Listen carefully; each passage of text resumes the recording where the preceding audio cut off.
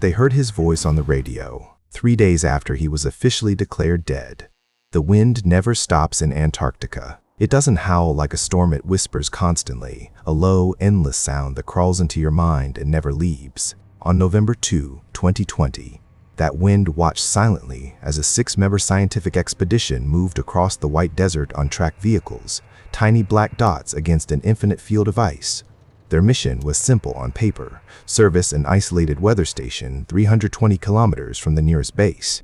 In reality, nothing in Antarctica is ever simple. Ethan Cole was the communications engineer of the team, a quiet 34-year-old man who trusted machines more than people. He was the one who kept the radios alive, the satellites aligned, the lifeline open to the rest of the world. Without him, they were just ghosts on ice. He didn't complain about the cold that cracked skin or the isolation that crushed the soul. He believed control came from preparation. Antarctica exists to destroy that belief. On the second day of travel, the sky changed without warning. What had been a pale blue horizon turned into a moving wall of white. The storm didn't arrive, it detonated. Winds hit 120 km/h in minutes. Visibility dropped to 0. The world vanished beyond the windshield. The convoy stopped. Protocol demanded they stay together. Engines roared to keep from freezing. Ethan stepped out briefly to secure a loose antenna mast on the last vehicle. He was tethered. He was careful. He was gone in less than 30 seconds. No one saw how the ground beneath him collapsed.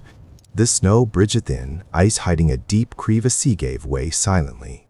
Ethan vanished straight down, his tether snapping like thread. The storm swallowed the sound. When the team realized he was missing, it was already too late. They searched for hours, crawling on ropes in hurricane winds, screaming his name into a white void that didn't answer.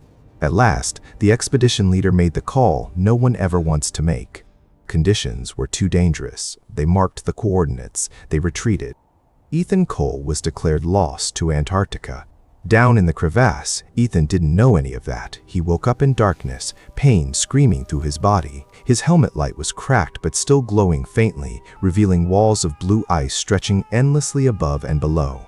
He had fallen nearly 25 meters, landing on a slanted ledge of packed snow and ice. His left leg was twisted wrong. His ribs burned with every breath. Blood trickled down his temple, freezing as it flowed. The cold was immediate and absolute, not just around him, inside him. It clawed through clothing, through muscle, into bone. His first instinct was to scream. His second was to stop himself. Panic wastes heat. Panic kills. He checked his body with shaking hands, left ankle shattered, 2 fingers numb, possibly frostbitten already. His radio was still clipped to his chest. It crackled once, then silence. Ethan tried to transmit. Nothing. The crevasse walls blocked the signal completely. Above him, the storm raged. Even if his team was still searching, they wouldn't hear him. He was buried alive in ice. Hours passed. Or maybe minutes. Time dissolved in the cold. His breath crystallized instantly. He forced himself to move, knowing stillness meant death. He dragged his broken body into a narrow recess in the ice wall, shielding himself from falling snow and wind blasting down the crevasse. Night came. Antarctica's night isn't darkness, it's annihilation. Temperatures plunged below 40 Geica. Ethan's thoughts slowed. Words lost meaning. He found himself talking out loud, arguing with memories, replaying old conversations. He slapped his own face to stay awake. He checked his supplies. 1 emergency ration bar, half a thermal flask of water, already forming ice crystals, a flare, a knife, a notebook, and the radio, his last hope. He powered it on again, static. On the second day, the storm above finally began to weaken. Sunlight filtered faintly into the crevasse, turning the ice walls into glowing blue glass. It was beautiful in a cruel, mocking way. Ethan tried to climb. He made it 3 meters before his injured leg gave out and he fell back, screaming, nearly losing consciousness. That fall cost him more than pain. His helmet light shattered completely. Darkness returned. By the 3rd day, hunger and dehydration gnawed at him, but worse was the cold creeping deeper into his mind. Hypothermia isn't dramatic, it's seductive. It tells you to rest. It tells you warmth is coming if you just close your eyes. Ethan knew this. He fought it with everything he had left. He wrote in his notebook with stiff fingers, anchoring his thoughts to words. Day 3, still breathing, still here. Then something impossible happened. The radio crackled. At first, he thought it was hallucination, a trick of a dying brain.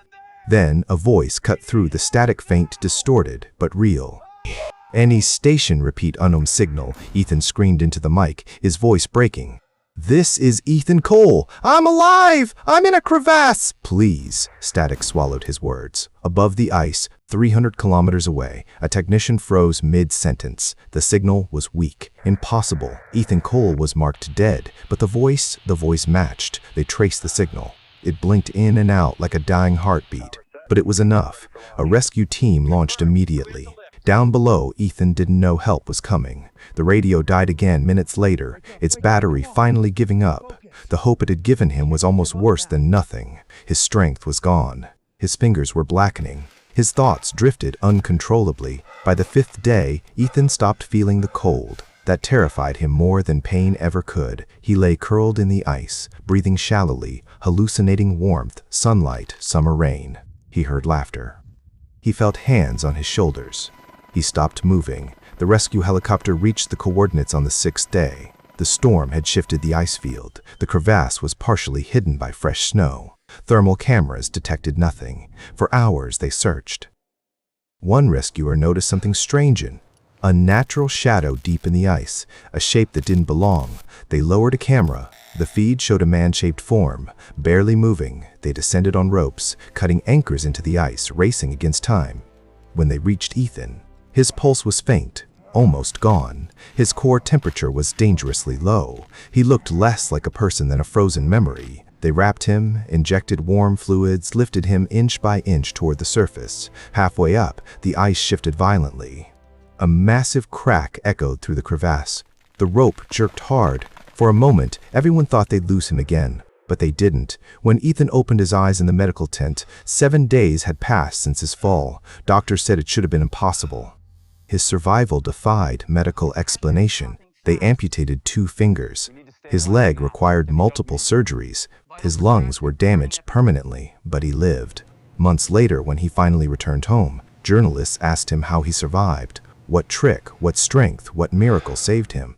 Ethan thought of the radio, of the single moment his voice escaped the ice. "I didn't survive because I was strong," he said quietly. "I survived because for 1 second the world heard me. And somewhere in Antarctica, the wind kept whispering because it remembers everyone who almost disappeared."